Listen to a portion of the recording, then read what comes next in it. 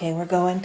I ran into a little trouble. I tried to record on that purple fabric and it was just so dark you couldn't see anything that I was doing. So I turned around and I cut out some pink knit. It's almost the same as this white. It's not quite as nice of a knit, but it's pretty much the same thing. So I tried a couple stitches. I sewed on one sleeve to see how it worked on this machine. And it's a little bit of an older knit, so it doesn't sew as well. So, but anyway, I'm going to go ahead and do it on this knit so you can see what I'm doing. The only thing I've done so far is I've sewed on one sleeve. I mean, sewed one shoulder seam. So now I'm going to go ahead and sew the other shoulder seam. I found out, I was reading my manual, and I found out that 66 that I've been using, that overcast stitch down at the bottom of the machine, which I thought was for knit stitches, it's not. It's for if you have one of those attachments, those side cutters. That S means side cutter. So if you get one of those attachments for this machine, it actually will cut and sew just like you would if you had a regular serger machine. Okay, so what I'm going to do is I'm going to use a regular stitch on this sleeve because there's so much stretch in this fabric that if I don't, it's just going to stretch completely out of shape. So what I'm going to do is I'm going to take this and I'm going to do a straight stitch, then I'm going to come back and I'm going to do an overcast across the top. There's still a little bit of stretch in there, and it's not going to, you're not going to need stretch on that shoulder seam anyway, so why bother doing a stretch stitch on it, even though it's knit fabric. I've got some sheet of tissue paper here, and you could probably sew it without the tissue paper, but it seems to be helping, so if it helps, why not use it? So I'm going to go to a regular straight stitch. I'm going to set my machine at 5 with a straight stitch of 3-0, and I'm just going to go straight across this shoulder seam with the tissue paper underneath. So let's go ahead and do that.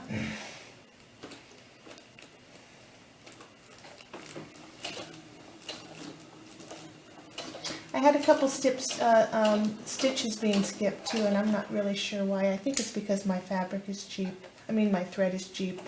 So if you're using better quality fabric, you'll probably have better luck than I have. Okay, so we've just done a straight stitch across here. We're just going to pull this tissue paper off and cut our seams, cut our threads.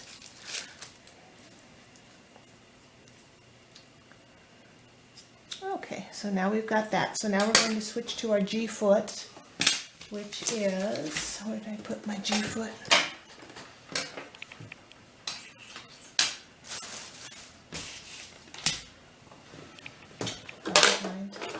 Okay, so I'm switching to G, and I'm going to, I guess now, because I know this is for a side cutter, you can use either one, but I gotta tell you that 66, that side cutter stitch works better for me than on the knit than this regular. So I'm going to go 5-0, and I'm going to increase this a little bit to 3-0, and the reason why, when I tried to do it at 2.5, the stitch was a little too close together, and it tended to stretch my fabric too much. So I'm going to go ahead and stick with that 3-0 for the millimeter length on the stitch. So, but we're still set at the 5, so it's the same as the regular stitch we just did. And as we're pushing this through, we're going to try and give that knit. We're going to try, hopefully you won't get as many stitch. I don't know why it's doing that. It's got to be the thread. So what you want to do is you want to, if you try not to stretch this fabric, you're going to get a little stretch. It's just knit. That's just the nature of the beast. But you want it not to stretch really badly out of shape. So if it starts stretching out really badly, lift up your pressure foot and push your fabric towards that. You're going to get a little stretch. There's just no getting around it. Okay. Okay, see what I mean? There's a little bit. There's just impossible to get around it. You just, it's in the seam, so it's not a big deal. Okay. All right, so now we've got our 2 shoulder seams in. So our next step is going to be getting our sleeves ready to use. So we're going to do the same thing that we just did on the shoulder seams that we're going to do on the sleeves. So that's basically all we've got, front and 2 back pieces. Okay, so now our sleeve is just this canoe. So what we're going to do is take off this. We're going to fold it in half. Line up, get your points. We're going to cut those points off, but try to get them even.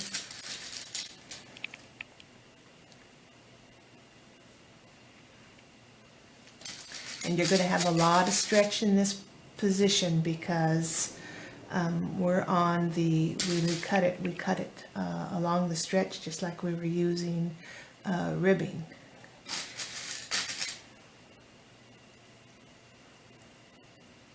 Okay, so we're going to do the same thing. We're going to go to our straight stitch, and I'm going to use a very long stitch. So let's go back to our old presser foot. Okay, so we're going to go back to our regular straight stitch, and I'm going to go on my 5, and I'm going to go all the way over to another 5. In fact, I'm going to go in a little bit, so when I do the other stitch, I'm going to make sure I've got them all covered. So we'll do that. Let's cut ourselves a piece of tissue paper. And this one is really going to want to, stretch.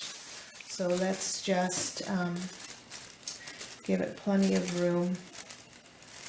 Okay, so let's go ahead and get started here. Put your canoe down. And we're just temporarily holding this together until we can attach it to the actual outfit. So let's just go ahead and do a really long straight stitch on here.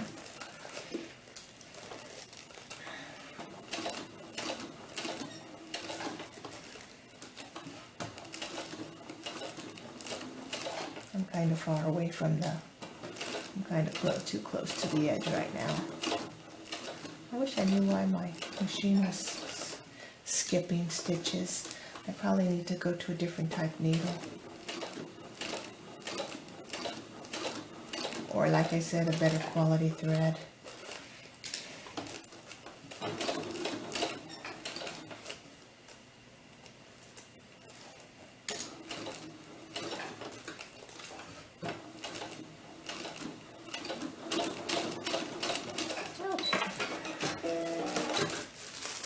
Okay, let's just pull this off. And basically it was just it's almost a gathering, well, it is a gathering stitch, and it's basically just to hold the 2 pieces together till we can sew it to the garment. So let's just take that off, and cut these threads.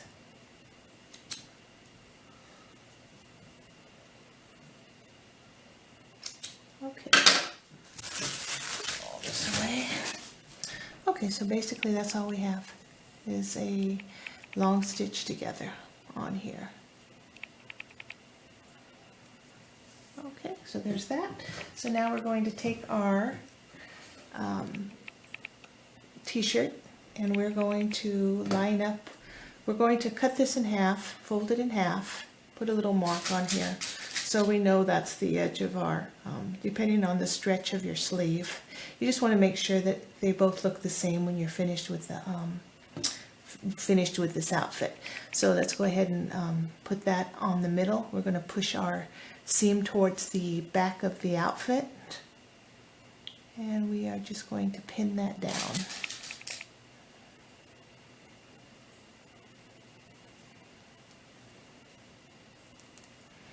Okay, that was the middle. We're not easing anything in, so we're just going to go ahead and go right along this, pin it.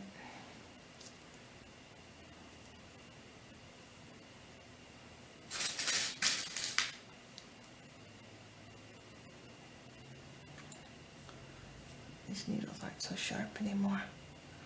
Okay, so we're just going to go, if it hangs over a little bit over the edge, don't worry about it, because we can just go ahead and trim that off. But as long as both sides are in the same location, you'll be fine when the actual outfit is done.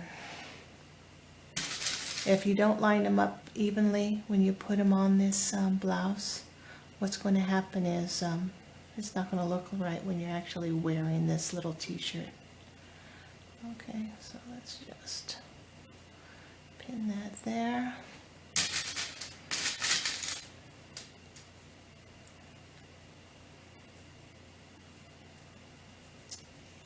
And then here. You're doing now 3 layers of fabric, so you can go straight without using the tissue paper. So that's how I did it. And you don't want any gathers on the other side, so you can make sure that. Okay, so we're going to do the same thing. We're going to sew that down with a long straight stitch, and then we're going to come back and do the overcast on it. So let's go ahead and put that all over the floor. Put that seam in. Okay. Last time I sewed this, I sewed it from this side, so I made sure I didn't get any puckers in it. Whatever is easier for you. I'm going to go ahead and sew it from this direction. So 5-5 and 5-0.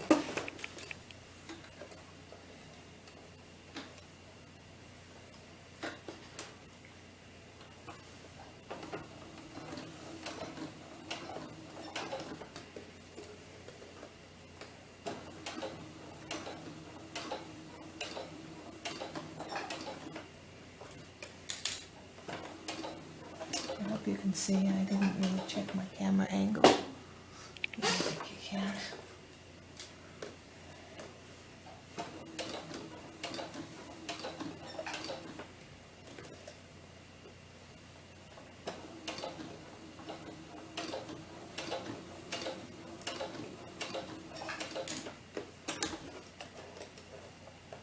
Make sure the seams are lined up.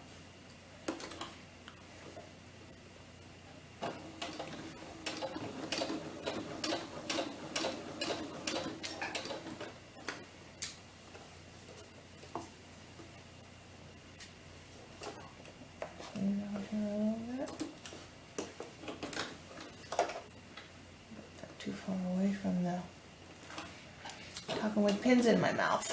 Okay.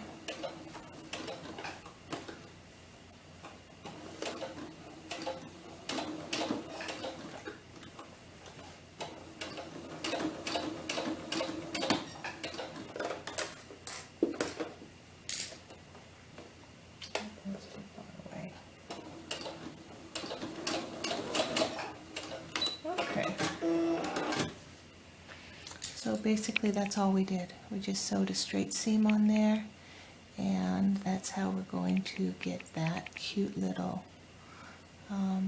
sleeve. Okay? Alright, so our next step is going to do the same thing, only we're going to go back to our overlock stitch, and we're going to overlock these all together, just like this one right here. We're just going to overlock that so it's attached to the sleeve. So we're going to go back to our G, and we're going to go back to 66. Well, I'm going to go back to my overcast stitch, which is 66, and I'm going to give myself a little wider area, easier to stitch on so I don't pull it so much. So I'm going to go 5 and 3 0, and I'm just going to go over that same exact stitching we just did. You can do it from either side, whether you want to do it from the sleeve side or the other side. It doesn't matter. Whatever easier for you. Okay. I don't know what happened there. Okay, so let's get rid of some of these.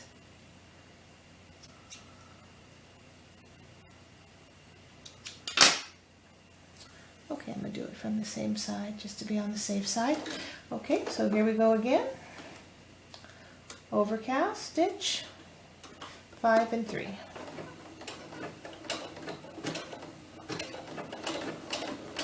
And we're going to do the same thing. We're going to help it along so it doesn't stretch too badly out of shape.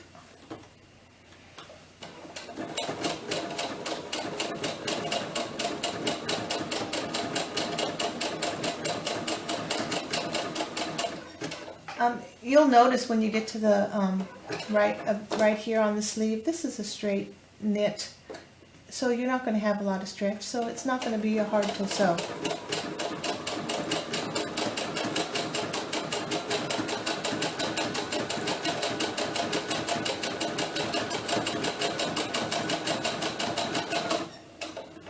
Okay, let's move this right so it's in the right location.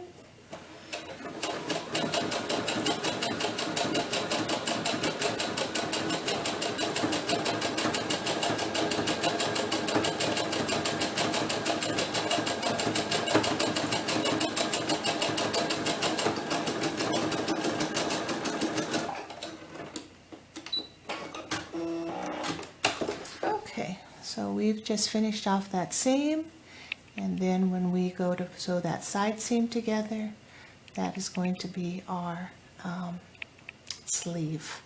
Okay, I'm going to do the other one, and then I'll come back, and these things we're just going to cut right off, so just even up your side seams, because we're going to do the same thing on the side seams.